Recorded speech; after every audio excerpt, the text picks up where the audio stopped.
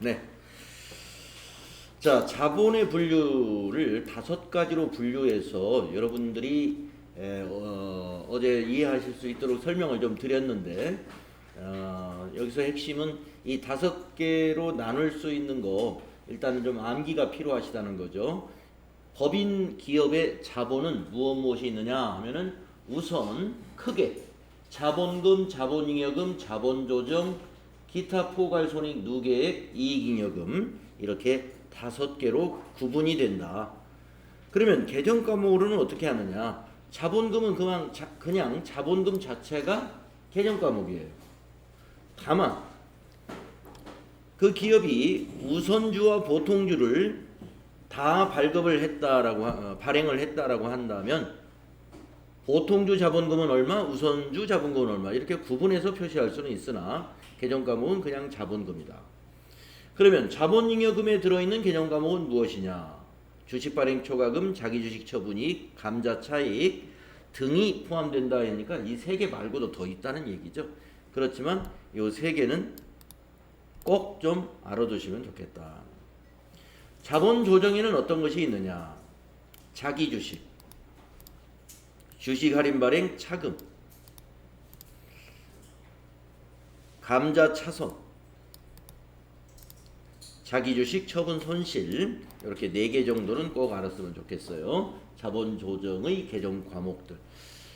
그래서 앞 시간에서 말씀을 드렸습니다만은 이 자본금, 자본잉여금, 자본조정에 해당되는 개정 과목들은 모두 주주와의 거래에서 발생하는 것이다. 이렇게 말씀을 드려서 정리해 드렸고, 그 다음에 이제 자본의 기타 포괄 손익이라는 것은 평가와 관련된 것인데, 우리가 일반적으로 평가는 손익으로 가는 단기의 손익계산서에 반영되는 평가 손익이 있고, 그게 이게 단기 순이익에 포함되는 평가 손익이라고 하죠. 그런데 기타 포괄 손익 누계액은 단기 순이익에 포함되지 않는 기타 손익을 말합니다. 기타의 평가 손익. 그래서 예를 들어서 뭐가 있느냐라고 나오는데 아주 중요한 것이 시험에 많이 나오는 게 매도가능증권 평가 손익,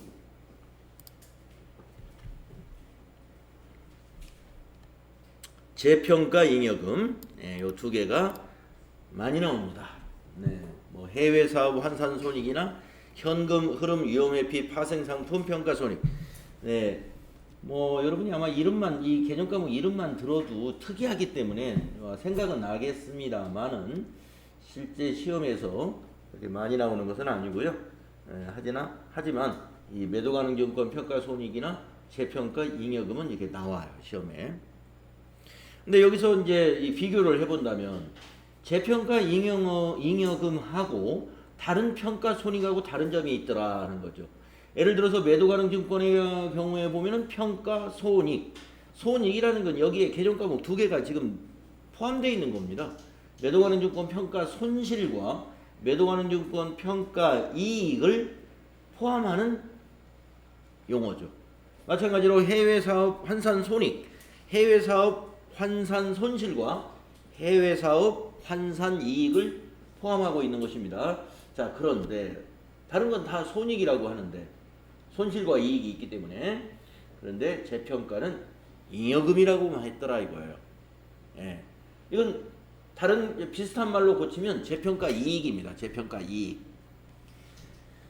그래서 앞 시간에서 말씀을 드렸습니다만 이 재평가라는 것은 기업이 자기 회사의 유형자산을, 그 중에서도 보통 재평가에 해당되는 유형자산, 뭐 재평가를 한다고 해서 모든 유형자산을 다 재평가하는 건 아닙니다. 일부분만 할 수 있어요. 그래서 일부분으로 선택하는 것이 보통 기업이 보유하고 있는 토지나 건물인데, 토지나 건물을 공정가치라고 하는 시가로 장부를 맞추는 것을 우리가 재평가라고 합니다. 예. 그래서 잉여금은 재평가 이익입니다. 그래서 이 재평가는 이익 난 거, 가격이 오른 것만 기타 포괄손익으로 들어오고, 가격이 떨어졌는데 재평가를 했다면 그거는 단기의 손익으로 갑니다. 단기의 비용으로 처리된다는 얘기죠. 재평가 손실은 그것도 좀 알아두시고, 그리고 이제 마지막으로 이익잉여금. 이거는 이제 영업의 성과라고 그랬죠. 예, 이익잉여금이 영업의 성과입니다. 그래서 이익잉여금이 씨앗이 되는 개정 과목이 바로 미처분 이익잉여금. 이 미처분 이익잉여금을 가지고 주주에게 배당도 하고 자본금으로 전입도 하고 자본 조정 항목, 이 자본 조정 항목이 자본의 마이너스 항목들이 많거든요. 그 자본 조정 항목을 상각하기도 하고 마이너스를 상각한다. 그러한 용도로 쓰이고 그 다음에 여러 가지 적립, 회사가 어떤 목적을 회사에도 미래의 비전이 있잖아요. 그러한 비전을 설정하고 그러한 비전을 달성하기 위해서 적립을 해나가야죠. 돈을 만들어 나가야죠. 그게 바로 임의 적립금.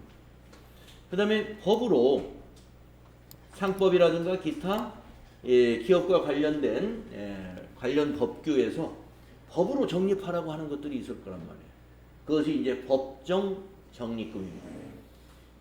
그래서 이 법정 적립금 중에서 이익준비금이라고 하는 것은 이제 나중에 뒤에 나올 것 같아서 그때 법정 적립금의 이익준비금 말씀을 드릴 텐데 앞 시간에서 살짝 이익준비금을 제가 이렇게 이 얘기 드린 것 같아요. 법정 적립금이라고 하면서 예를 들어서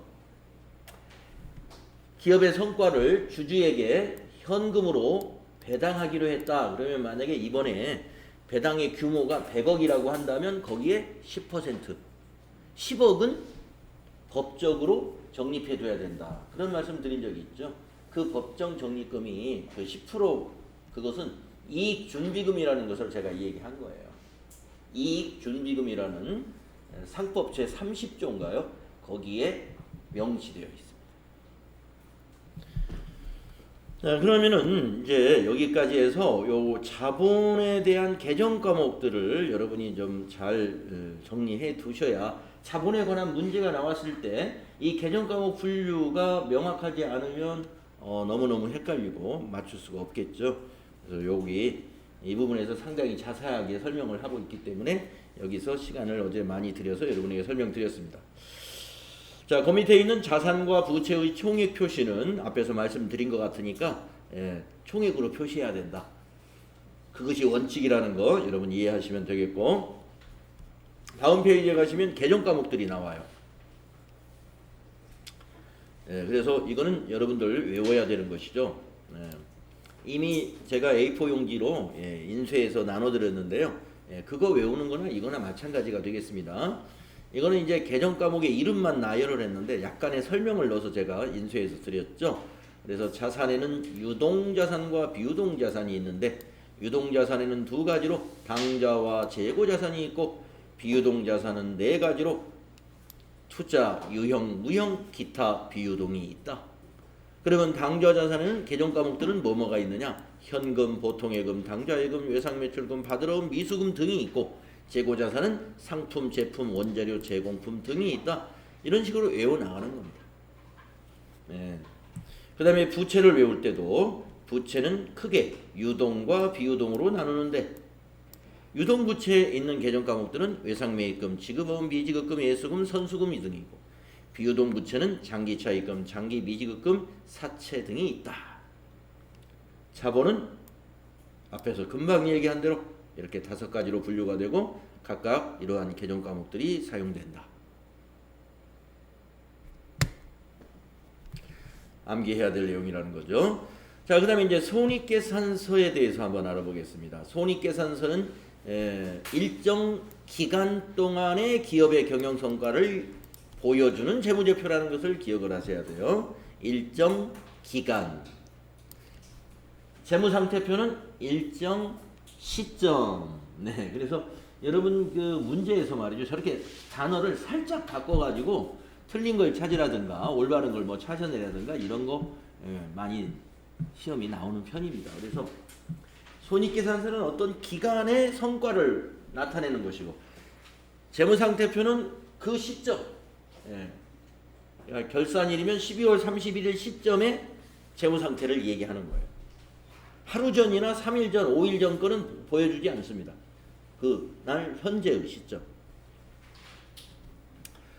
자, 그래서 손익계산서는 당해 회계기간에 경영성과를 나타낼 뿐만 아니라 기업의 미래 현금의 흐름과 수익 창출 능력을 예측하는 정보가 될 수가 있죠. 자, 미래 현금의 흐름이라는 것은 뭐냐면 기업이 말이죠.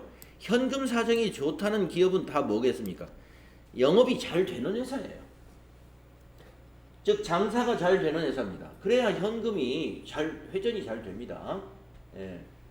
그래서 경영 성과를 보면은 이 기업의 현금 사정을 우리가 흐름을 예측할 수 있다는 거죠. 그리고 그걸 우리가 수익 창출 능력이기 때문에 우리가 상반기 경영 성과를 보고서 1년치의 수익 창출 능력 그거를 예측하는 정보로 제공이 된다 이런 얘기입니다. 자, 손익계산서의 기본 구조는 꼭 알아야 되는데, 네. 다음 페이지에 보시면 이거죠. 그러니까 지금 저쪽 칠판에 있는 그 손익계산서는 T 계정으로 대변은 수익, 차변은 비용 저렇게 기록하는 것은 아주 약식으로 기록할 때 그렇게 하는 거고요. 여기서 지금 손익계산서의 구조를 이렇게 꼭 알아두셔야 됩니다. 이거 꼭 외워두셔야 돼요. 그래서 이게 수익만 한번 제가 체크를 해볼게요. 매출액이 요게 1번이 수익입니다. 그 다음에 4번이 수익입니다. 1번과 4번이 수익이고요. 2번 매출원가 비용, 3번 판매비와 관리비 비용, 5번 영업의 비용, 6번 법인세 비용. 6가지 중에서 지금 번호가 매겨져 있는 1, 2, 3, 4, 5, 6 중에서 1번과 4번은 수익이고 그리고 2, 3, 5, 6번은 비용이죠. 그러면은 왜 이렇게 수익과 비용을 중간중간에 이렇게 섞어서 배치를 했을까, 구성을 했을까 하는 것은 이렇게 우리가 손익계산서를 작성하는 이유는요.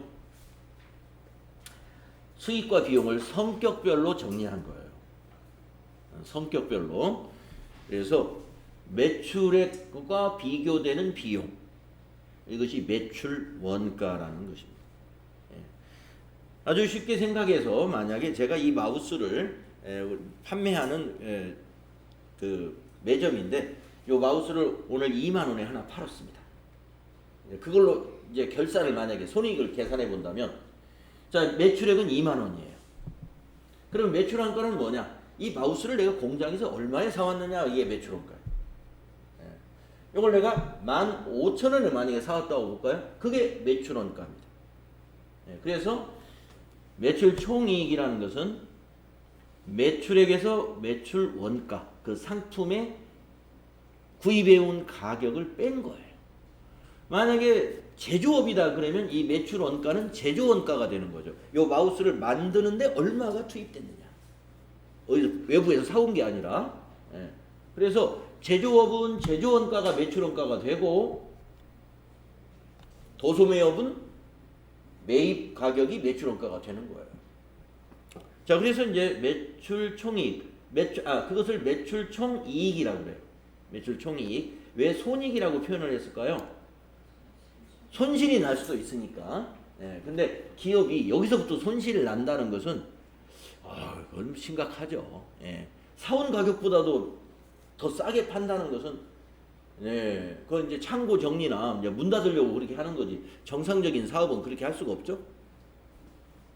하여튼 손실이 나올 수도 있으니까 여기서는 손익이라고 했고요. 실제로 계산할 때는 이익이 났으면 매출 총 이익 이렇게 씁니다. 그러면 이제 그 밑에 있는 판매비와 관리비는 무엇이냐? 판매비와 관리비는 우리가 사업을 하려는데 그 상품 사온 것만 비용이 되는 게 아니죠. 판매 활동과 관리 활동에 들어가는 비용이 있다는 거죠. 그러니까 이런 것을 도소매를 하려면은 매장이 하나 있어야 될 거 아니에요. 그러면 매장을 임대했으면 임대료 나가죠. 또 매장에서 내가 직접 팔 수도 있지만 직원을 채용하면 급여도 나가죠. 또 이렇게 불 같은 거 켜놓으면 관리비, 뭐 전기요금도 나갈 것이고 또 건물 관리비를 내라 그러면 내야 될 것이고 이런 것들이 다 판매비와 관리비입니다. 종업원 급여, 또 매장의 임차료, 전기요금 등등을 말하는 거죠. 그걸 빼야 되는 거예요. 이것을 우리가 영업손익, 이익이 났으면 영업이익이라고 그러죠. 이 영업이익이 굉장히 의미가 있는 이익입니다. 영업활동으로 얻어지는 이익까지가 여기까지입니다. 그래서 보통 이제 기사화된다 그럴까요? 이제 우리가 이제 6월 말이 벌써 얼마 안 남았어요. 내일 모레가 이제 15일이고 오늘이 60항쟁 기념일이죠. 6월 10일. 한 20일이 지면 이제 6월이 다 지나가는데 7월 한 6일, 7월 둘째 주쯤 되면은 이제 많은 내용들이 이제 많은 기업들을 대상으로 해서 이제 기사화되는 것이 영업이익이 어떻다. 삼성전자의 금년도 상반기 영업이익이 전기 대비해서 어떻다. 이런 식으로 많이 기사화되고 방송에도 많이 나오고 현대자동차 이렇게 국민적 관심이 많은 기업들에 대해서는 영업이익을 많이 기사화시킵니다. 영업이익. 그게 바로 이 부분에 있는 영업이익이에요. 판매관리비까지 뺀 거. 그러면 그 밑에 거는 왜 잘 안 다루느냐? 자, 수익과 비용이 굵직굵직한 건 여기서 다 끝났어요. 사실 여기서.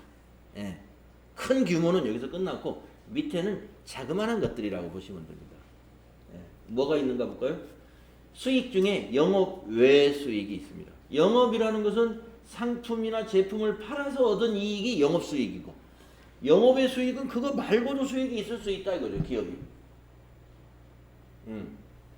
그래서 뭐 영업의 수익 예를 들어서 부동산이 많은 기업이다.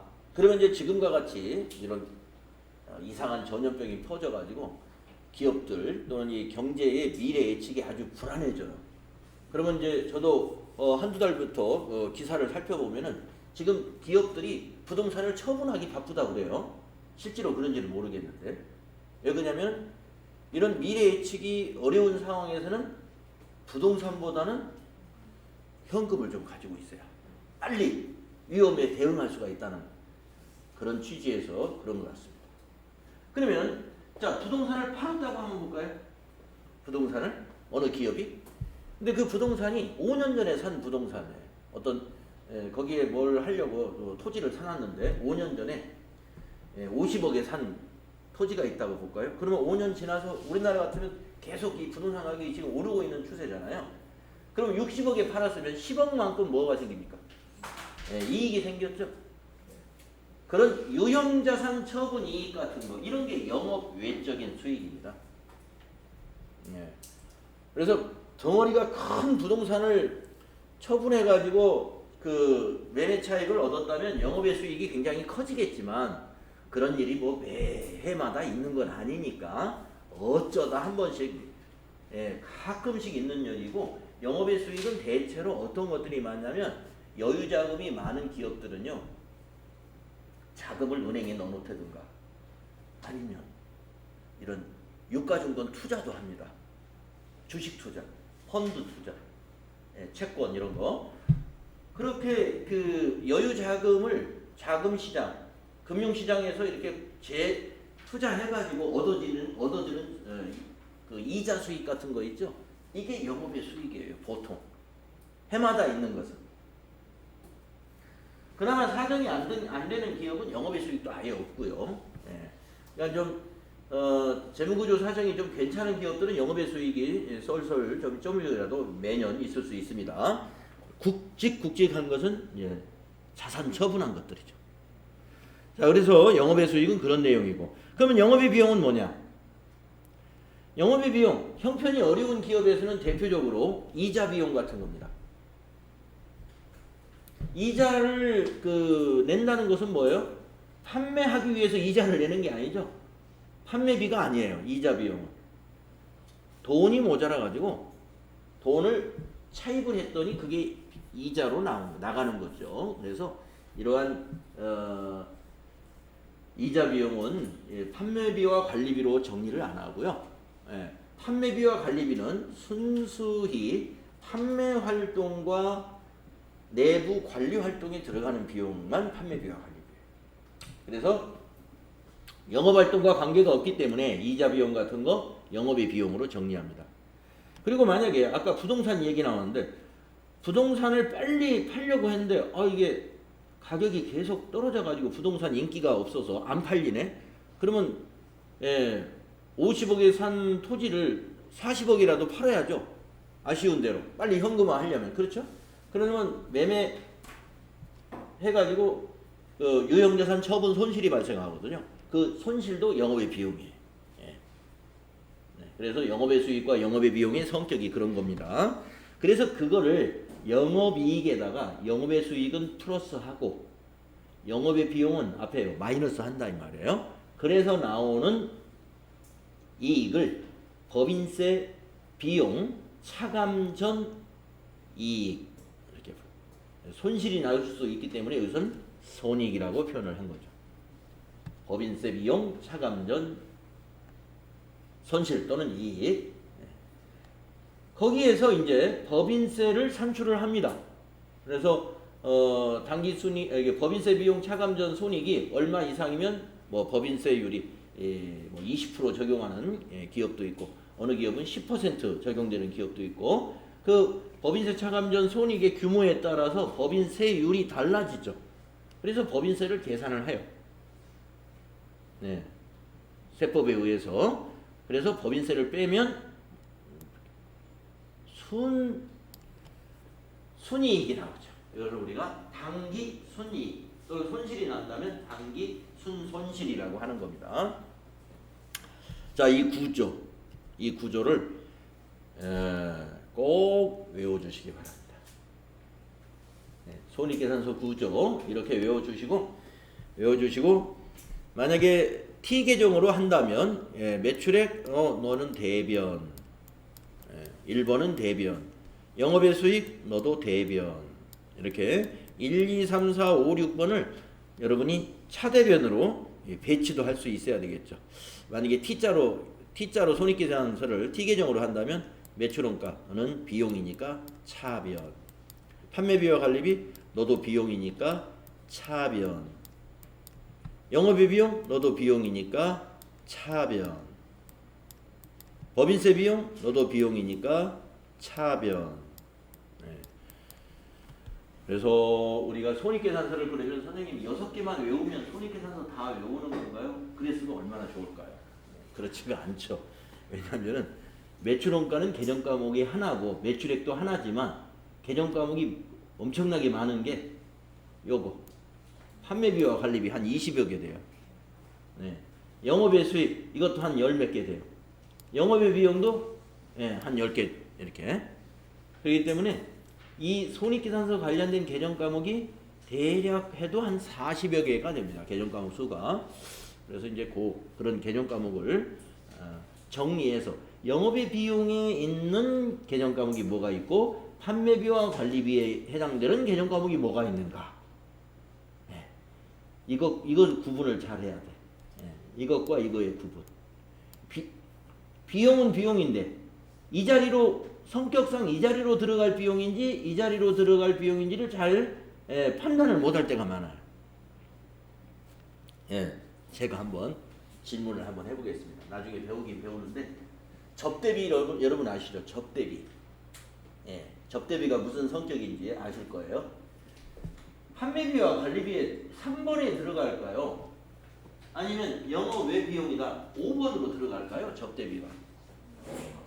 3번에 들어가는 겁니다. 접대의 성격이 뭔가를 생각하시면 돼요. 판매 열심히 잘해보려고 접대하는 거예요. 맞습니다. 그 다음에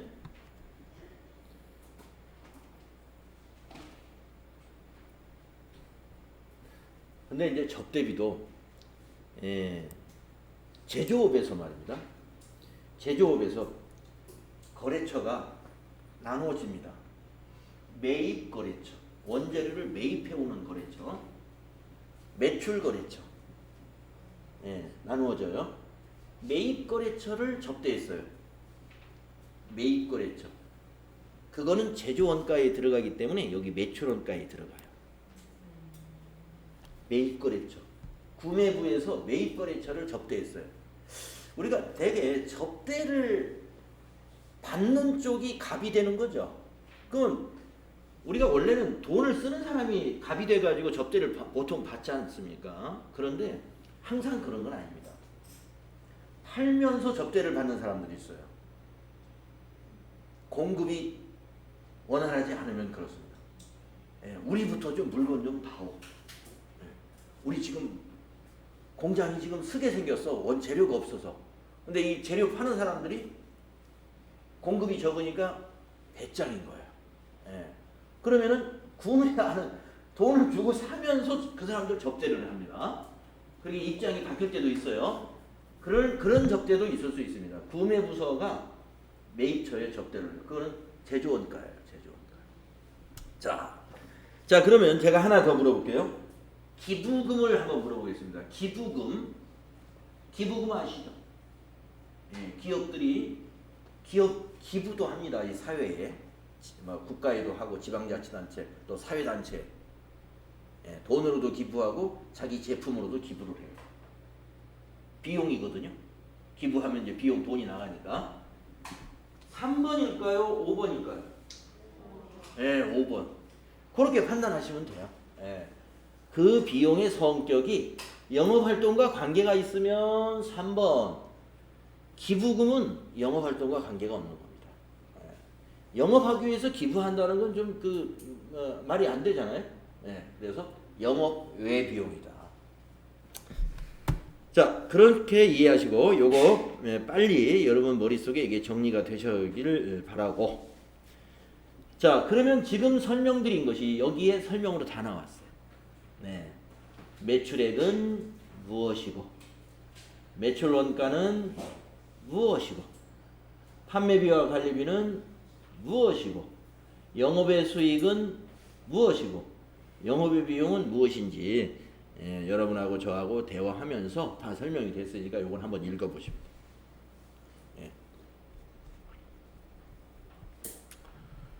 그래서 손익계산서 개정 이것도 외우셔야 된다.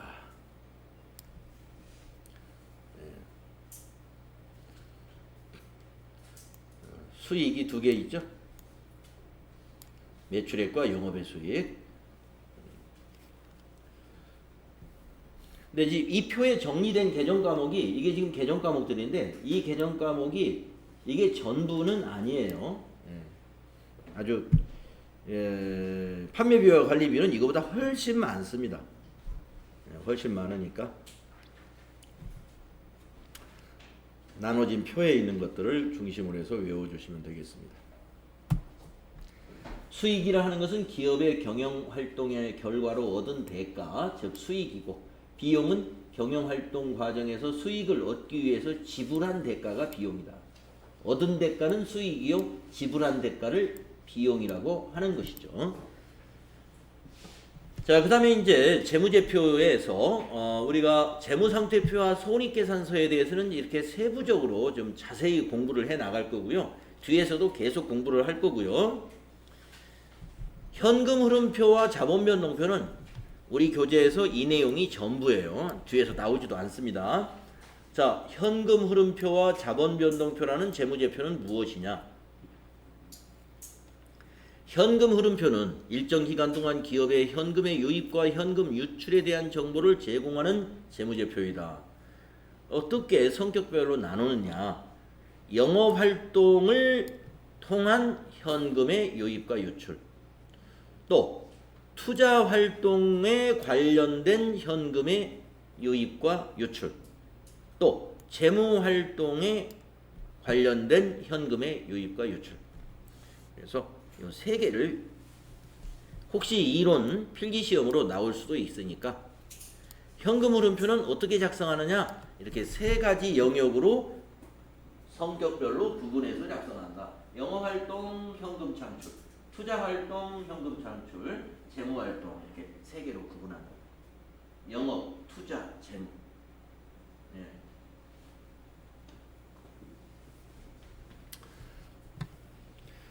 자, 그 다음에 이제 자본 변동표. 자본 변동표는 우리 자본의 분류 5가지 그 있잖아요. 그 자본의 변동표는 기업의 자본의 크기와 그 변동에 관한 정보를 제공하는 재무제표. 네. 그러면 그 변동이라는 게 뭐냐? 자본끼리의 변동을 말하는 거예요. 네. 자본끼리의 변동. 그래서 자본의 변동을 표로 이해하기 쉽게 정리하는 것이 자본 변동표다. 네. 그리고 이제 마지막으로 주석이라고 하는 재무제표가 있죠. 주석. 재무제표 본문에 표시되는 정보를 이해하는 데 도움이 되는 추가적 정보 또는 그 설명을 해놓은 책을 주석이라고 합니다. 주석은 책으로 돼 있어요. 책으로. 그래서 재무제표 본문에 관련된 주석 번호가 표시되는 방식으로 이루어져 있다. 이렇게 해서 재무제표 종류 5개, 재무상태표, 손익계산서, 현금흐름표, 자본변동표, 주석 이 5개가 외워져 있으셔야 되겠다 하는 겁니다. 자, 그러면 우리 45페이지까지 해서 우리가 회계 이론을 시작하기 위한 회계의 그 순환에 대한 또 회계란 무엇이고 재무제표라는 게 무엇인가까지 회계 개론을 공부했다고 보시면 되겠습니다. 앞부분에서 지금까지 공부가 회계 개론, 회계 개론을 아주 요약해서 했고 이제 제2장에서는 강론으로 들어가는 거예요. 그래서 이제 재무상태표 하나를 놓고 유동자산의 회계 처리는 어떤 것들이 있느냐, 개정 과목이 어떤 것들이 있느냐 하면서 세부적으로 이제 여기서부터 앞으로 전표 작성하는데 실질적으로 필요한 그러한 이론들이 여기서부터 이제 시작이 됩니다. 자, 근데 여기를 들어가기 전에요. 지금까지 했던 이 내용에 만약에 이론 문제가 나온다면 이 45페이지까지 들어있는 내용에서 이론 문제가 나온다면 어떻게 나오느냐 그걸 문제를 좀 풀어보고 가겠습니다. 그래서 여러분 책 뒤로 좀 가시는데 몇 페이지로 가시냐면은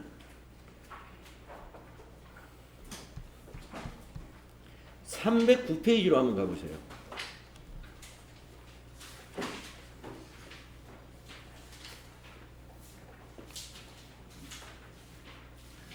자, 309페이지에 보시면 제1절 재무회계 기본 개념에 대한 이론 문제가 여기 나와 있습니다. 같이 한번 풀어봅시다. 자, 복습, 그동안 했던 거에 복습이라고 생각하시고 한번 풀어보면 1번, 다음 중 회계의 기본 목적을 가장 잘 설명한 것은 목적이 두 가지가 있었죠. 1번, 기업에서 단순히 장부 정리하는 작업 아닌 것 같죠. 벌써 뭐 단순히 이런 말이 들어갑니다. 가장 잘 설명한 거 찾는 거예요. 2번, 기업의 다양한 이해관계자의 의사결정에 유용하고 적정한 정보를 제공하는 것. 3번, 기업의 과세표준 결정이 주된 목적이다. 이 과세표준이라는 말은요, 세무에서 나오는 얘기입니다. 과세표준은 세무에서 세금을 계산하는 기준이 되는 금액을 과세표준이라고 해요. 과세표준에다 세율을 곱하면 항상 세금이 나옵니다. 그러니까 이거는 우리가 지금 여기서 말하는 회계는 재무회계를 얘기하는 거예요. 근데 3번은 이건 세무회계 이야기예요. 그 다음에 4번, 기업의 재무상태만을 파악하고자 한다. 우리가 회계가 재무상태만 파악하는 게 아니죠. 경영성과도 파악하는. 그래서 1번, 3번, 4번은 다 모순이 있습니다. 2번이 가장 적절하다. 답이 2번이라는 얘기. 다음 중 재무회계의 목적으로 옳지 않은 거. 기업의 재무상태, 경영성과 및 재무상태 변동에 대한 정보를 제공하는 거. 이거 재무회계의 목적입니다. 기업의 경영자만을 위해 기업의 경제적 거래 관계를 화폐로 측정하는 것. 자, 우리가 재무회계는요, 경영자만을 위해서 하느냐? 오히려 재무회계는 경영자보다는 외부 정보 이용자를 위한 회계라고 보면 돼요. 오히려 경영자만을 위한 회계는 원가 관리 회계라고 그랬죠. 원가 관리 회계. 그래서 2번은 재무회계하고 재무회계를 잘못 설명합니다. 경영자만을 위한 회계는 원가 관리 회계. 그래서 2번은 원가 관리 회계 설명이라고 하면은 맞아요. 그러나 재무회계 설명은 아니다. 재무회계의 목적은 아니다. 그래서 옳지 않은 것이 2번이 됩니다.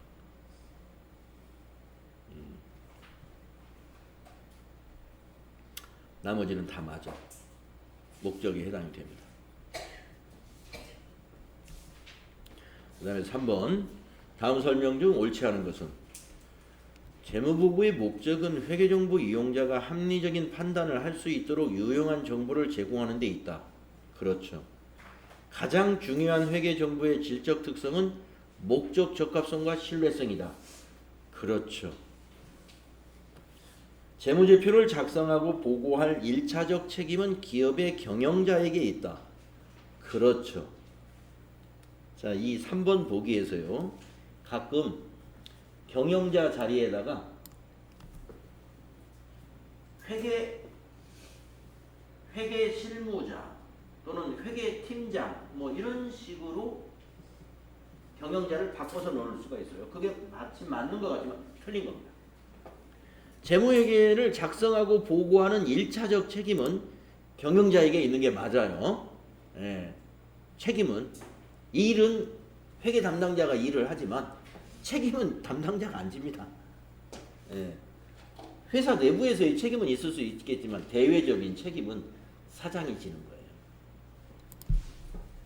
그래서 여기서 말하는 1차적 책임이라는 것은 대외적인 책임을 생각하시면 되겠습니다. 그래서 이건 맞고.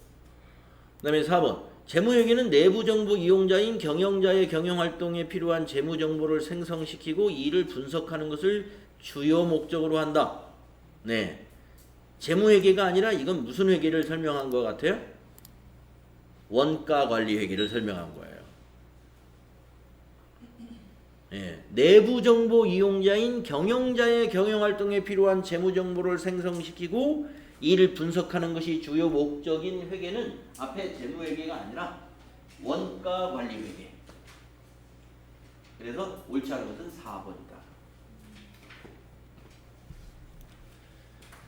그래서 세 문제 풀어보시니까 우리 앞에서 배운 그 정도 내용 가지고 이게 잘 생각하면 다 풀 수 있는 문제죠. 예. 다음에 4번 볼까요?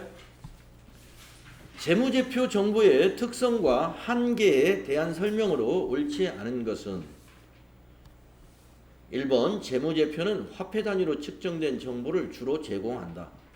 그렇습니다. 재무제표, 손익계산서나 재무상태표에 화폐 단위 몇 원 이렇게 쓰잖아요. 몇 킬로그램, 몇 톤 이렇게 쓰는 거 못 봤죠? 전부 뭐 물량으로 기록하는 것이 아니라 화폐 단위로 환산해가지고 금액으로 씁니다. 2번 재무제표는 대부분 과거에 발생한 거래나 사건에 대한 정보를 나타낸다. 맞아요. 여기서 대부분이라는 것은 100% 그렇지는 않다는 거예요. 과거에 발생한 거래나 사건에 대한 정보. 예. 대개는 재무제표 다 과거에 이미 발생한 걸 재무제표로 보고합니다. 그런데 미래를 예측해가지고 넣는 정보도 조금 있어요. 여러분이 곧 배우실 거예요. 예, 뭘 예측해서 넣습니다. 대손을 예측한다. 대손 충당금 같은 거. 예. 예측하는 것도 일부 있습니다. 그러나 이건 맞는 이유는 대부분이라고 했기 때문에 맞는 거예요. 3번 재무제표는 추정에 의한 측정치는 포함하지 않는다. 이게 틀렸네요. 금방 얘기했죠. 추정치도 조금 들어있다. 포함하지 않는 것이 아닙니다. 예, 아까 대손 충당금 이런 거예요. 예, 곧 대손 충당금에 대해서 배울 거예요. 그래서 답이 3번 옳지 않다. 다음에 5번 문제 볼까요? 회계 정보의 질적 특성이 아닌 거. 중요한 것은 이거고 목적 적합성하고 신뢰성이 중요하죠. 중요한 질적 특성이고 비교 가능성도 질적 특성에 해당이 돼요. 비교 가능성도. 그러나 실현 가능성이라는 질적 특성 들어보셨나요? 아마 못 들어보셨을 거예요. 답이 4번입니다. 다음에 6번. 회계정보가 갖추어야 할 주요 질적 특성은 목적 적합성과 신뢰성이다. 다음 중 목적 적합성과 가장 관련이 높은 것. 그래서 제가 여기 질적 특성 말씀드리면서 목적 적합성의 그 표에 있는 3개의 키워드를 여러분에게 이거 중요합니다. 시험에 꽤 많이 나와요 하면서 예피적이라는 그 앞자로 외우기도 하더라는 얘기 말씀드렸죠. 예측가치, 피드백가치, 적시성 요 3개가 목적 적합성에 해당되는 특성입니다. 예, 그래서 여기 2번에 있네요. 적시성. 예. 그러면 여기 1, 3, 4에 있는 표검중 이거는 신뢰성과 관련된 거예요. 표검중. 신뢰성을 갖추려면 표현이 충실해야 되고 표현의 충실성, 검증 가능해야 되고 검증 가능성, 중립적으로 작성해야 된다. 그래서 중립성, 표검중, 신뢰성을 뒷받침하는 특성. 7번 보시면 회계정보가 갖춰야 될 주요 질적 특성은 목적 적합성과 신뢰성이다. 다음 중 신뢰성, 지금 신뢰성의 하위 질적 특성으로 옳은 것. 표검중. 그래서 2번이 옳다. 1, 3, 4는 목적 적합성, 예피적.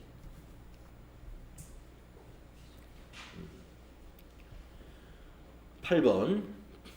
다음 중 회계정보가 신뢰성을 갖추기 위하여 가져야 할 질적 특성에 대한 설명으로 옳지 않은 것은 옳지 않은 것. 신뢰성 설명으로 옳지 않은 것. 1번 회계정보는 객관적으로 검증 가능해야 한다. 검증 가능성은 신뢰성하고 관련이 있죠. 2번 회계정보는 예측가치와 피드백가치를 가져야 한다. 예측가치, 피드백가치는 신뢰성하고 관련이 있는 게 아니라 목적 적합성하고 관련이 있는 거죠. 그래서 옳지 않은 게 2번이 되겠습니다. 2번은 목적 적합성과 관련된 거예요. 3번 중립적이어야 한다. 중립적이어야 한다. 신뢰성과 관련이 있는 거죠. 4번 경제적 거래와 사건을 충실히 표현하고 있어야 한다. 표현의 충실성. 표현의 충실성. 그래서 표검중이 1, 3, 4에 있어요. 표검중이 1, 3, 4에. 2번은 아니다. 그 다음에 9번. 다음이 설명하고 있는 회계정보의 질적 특성으로 옳은 것은 회계정보는 정보 이용자가 기업 실체의 과거, 현재 또는 미래 사건의 결과에 대한 예측을 하는 데 도움이 되거나 예측이라는 말이 나오고 그 사건에 대한 정보 이용자의 당초 기대치를 확인 또는 수정할 수 있게 함으로써 의사결정에 차이를 가져올 수 있어야 된다. 수정한다는 건 피드백인데 답은 2번이 되겠네. 예측가치, 피드백가치를 설명한 거니까 2번 목적 적합성을 얘기한 것이다.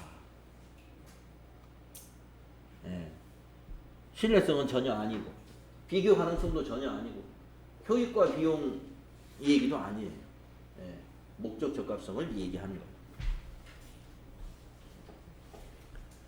그 다음에 10번 가와나에 해당하는 회계정보의 질적 특성은 가번은 회계정보 이용자에게 정보가 적시에 제공되는 질적 특성, 적시성 되겠네.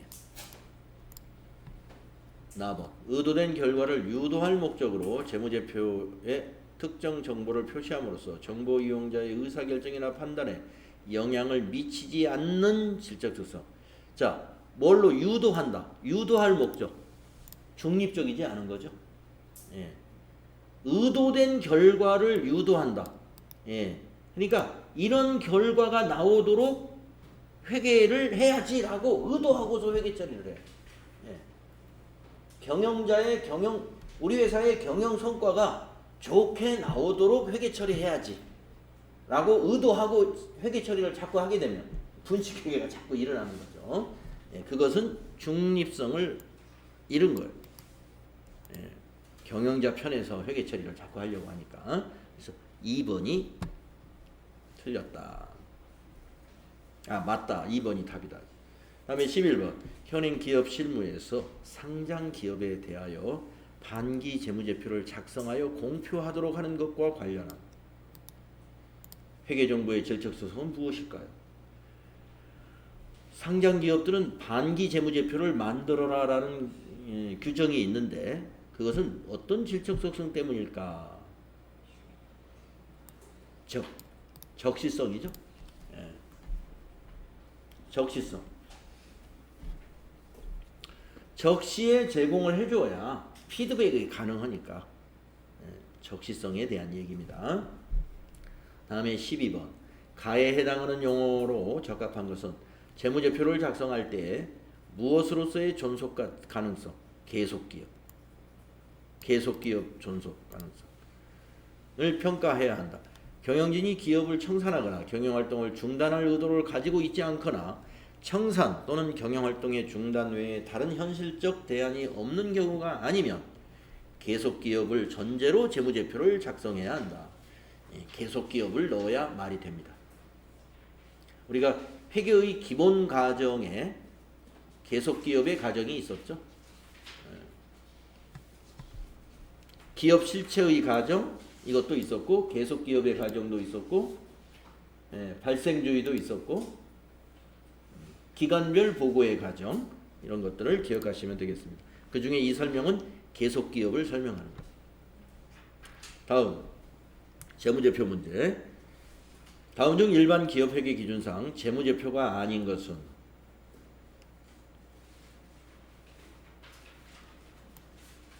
3번이죠. 예.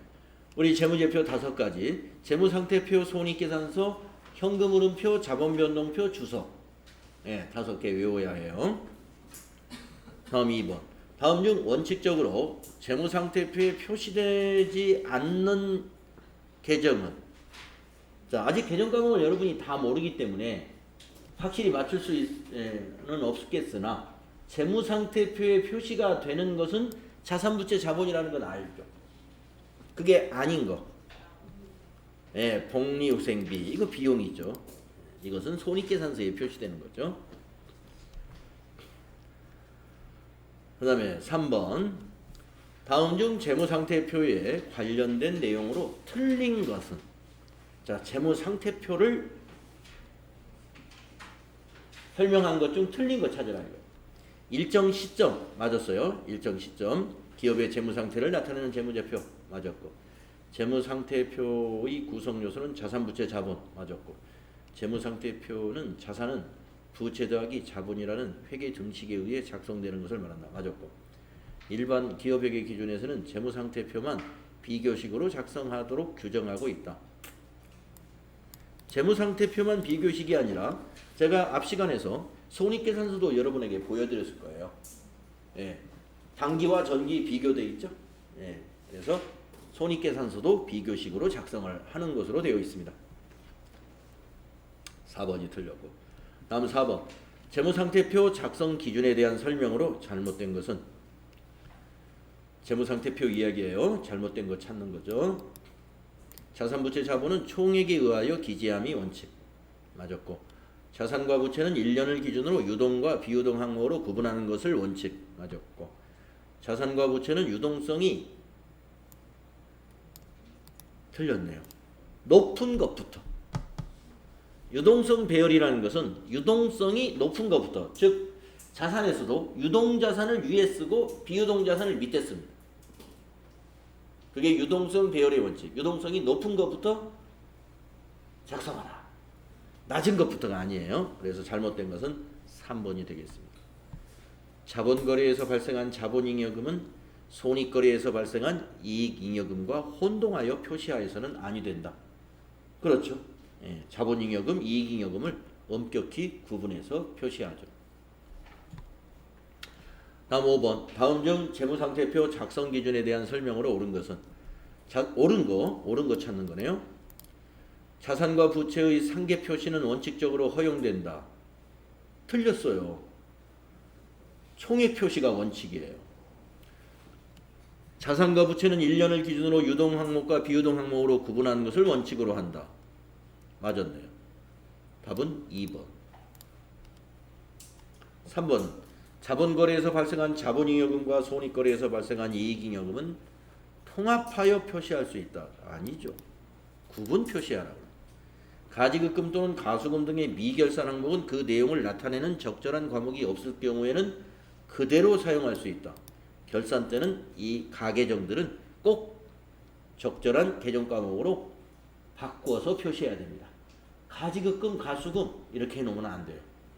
기중에는 가지급금, 가수금이라는 이런 계정 과목들을 사용을 하는데 결산 때는 꼭 결산을 해서 적절한 계정 과목으로 바꿔놔야 됩니다. 그 다음에 6번. 다음에 해당하는 재무제표는 발생주의 원칙이다. 당기 순손익 산출의 근거자료이다. 일정 기간 동안의 경영성과다. 뭘까요? 예, 손익계산서 되겠습니다. 다음 7번. 다음 중 일반 기업회계 기준상, 지금 우리가 배우는 회계 기준이 다 일반 기업회계 기준이에요. 지금 우리가 배우는 회계 기준이 손익계산서 작성 기준이 아닌 것은 발생주의 맞았고, 수익비용 대응 맞았고, 총액 기준 원칙 맞았고, 유동성 배열의 원칙 틀렸죠.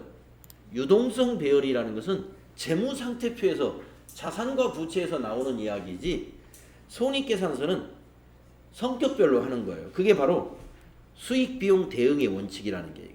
아까 제가 왜 매출액하고 매출원가, 수익과 비용을 이렇게 나란히 놓았고, 예. 또 판매비와 관리비를 그 사이에 넣었으며 영업의 비용, 영업의 수익을 또 이렇게 놓고, 그걸 제가 성격별로 이 손익계산서가 구조가 되어 있다 했죠. 그 성격별이라는 의미는 사실은 또 이런 의미입니다. 예, 상당히 중요한 말이에요. 수익과 비용이 서로 대응되는 것끼리 배치한다는 거예요. 영업수익인 매출액에 대응되는 비용이 매출원가. 그러니까 나란히 딱 비교를 시켜놓은 거예요. 수익비용 대응의 원칙. 자, 유동성 배열은 손익계산서하고는 관련이 없겠다. 다음 8번. 문제가 이렇게 많은가요? 11번까지 있네요. 예, 빨리 풀고 쉬어야 되겠습니다. 손익계산서에 대한 설명을 옳지 않은 것은, 손익계산서는 경영성과에 대한 유용한 정보 맞았습니다. 매출액은 총 매출액에서 매출 할인, 매출 환입, 매출 애누리를 차감한 금액으로 한다. 당연히 그렇겠죠. 할인해주고 환입 들어오고 애누리 해준 건 매출액에서 빼야죠. 맞습니다. 매출원가는 매출액에 대응하는 원가로서 매출 원가의 산출 과정은 재무상태표 본문에 표시하거나 주석으로 기재한다. 이거 맞았을까요? 손익계산서죠. 매출원가가 재무상태표에 왜 나와요? 예, 손익계산서에 나오는 거죠. 그래서 3번이 틀린 거예요. 네, 3번이 틀린 거 뭐 간단합니다. 재무상태표에 표시되는 게 아니에요. 매출원가 산출 과정은 손익계산서에 나타나요. 그래서 3번이 틀렸다. 그 다음에 9번. 손익계산서에 대한 설명으로 틀린 것은, 틀린 거, 일정 기간 동안 기업의 경영성과에 대한 정보 맞았고, 판매비와 관리비는 제품, 상품 등의 판매 활동과 기업의 관리 활동에서 발생하는 비용으로서 매출원가에 속하지 아니하는 모든 영업비용을 포함한다. 맞아요. 예. 매출 원가는 제품, 상품 등의 매출액에 대응되는 원가로서 판매된 제품이나 상품 등에 대한 제조원가 또는 매입원가다. 예. 제조업은 제조원가, 상품 도소매업은 매입원가가 매출원가가 되는 거다. 아까 그랬죠. 다음 4번. 영업의 비용은 기업의 주된 영업활동이 아닌 활동으로부터 발생한 비용과 차손으로서 기부금, 접대비 등이 이에 해당한다. 틀렸죠. 틀렸죠. 이것 때문에. 네, 접대비는 영업의 비용이 아니라는 거죠. 접대비는 판매비와 관리비들. 그래서 4번이 틀렸다. 다음 10번. 다음 중 손익계산서에 대한 설명으로 옳지 않은 것은 옳지 않은 것 찾는 거예요. 손익계산서. 손익계산서는 일정 기간 동안 기업 실체의 경영 성과에 대한 정보 맞았고, 손익계산서는 경영 성과를 나타낼 뿐 아니라 기업의 미래 현금의 흐름과 수입 창출 능력을 예측한다고 그랬죠. 네, 맞았고, 영업의 비용은 기업의 주된 활동이 아닌 활동으로부터 발생한 비용과 차손으로서 법인세 비용을 포함한다. 아까 손익계산서 구조에서 영업의 비용과 법인세 비용은 성격이 달랐죠? 예, 법인세 비용은 6번이었고 영업의 비용은 5번이었어요. 같은 성격의 비용이 아니에요. 그래서 법인세 비용을 포함하지 않습니다. 영업의 비용은. 법인세 비용은 따로 있어요. 따로 분류해야 돼. 그래서 3번이 옳지 않다. 11번. 다음 중 자본에 대한 설명으로 옳지 않은 것은 1번. 자본금은 법정 자본금으로서 주당 액면금액의 발행 주식수를 곱한 금액이다. 그렇죠. 액면금액으로 하는 거죠. 2번. 주식 발행 초과금, 자기 주식 처분 이익, 감자 차익 등은 자본 조정이다. 예, 틀렸죠. 자본 잉여금이죠. 이익이잖아요. 이익 초과금. 이건 잉여금이죠. 자본 조정이 아닙니다. 그래서 2번이 옳지 않다. 문제가 이런 식으로 나와요. 예.